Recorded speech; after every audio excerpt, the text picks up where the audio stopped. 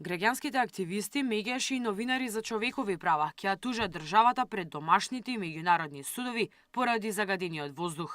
Организациите покренаа петиција за нула толеранција за аерозагадување и загрозување на животот и побараа помош од адвокат кој доброволно ќе ги застапува. Ја повика и меѓународната заедница која силно се заложила за референдумот да помогне и за почист воздух. Апелираме некој адвокат кој навистина е спремен да поднесеме една тужба до државата, бидејќи животите ни ги става во прашање. Време е некој од институциите, од министерствата, посебно Министерството за животна средина и просторно планирање, да превземе одговорност. Во меѓуредови знаете што значи тоа, дека треба да работат луѓе кои се високо професионални и посветени на заштитата на животната средина и на животот на децата. Ни требаат професионалци во министерствата. Активистите остро реагираат на средствата одвоени за 2019 за животна средина и намалување на загадувањето со само 0,6% од буџетот.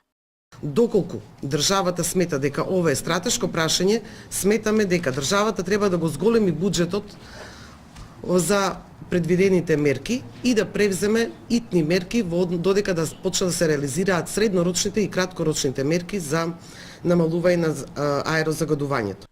Сдружените организации ги повикаа Министерството да ги почитуваат сите протоколи, резолуции и конвенции кои ги имаат подпишано.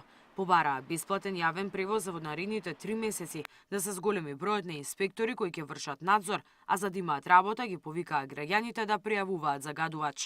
Ова се однесува од една страна и на непочитувањето на стандардите, односно на големите загадувачи кои што може би во даден момент не ги користат филтрите кои што би требало да ги имаат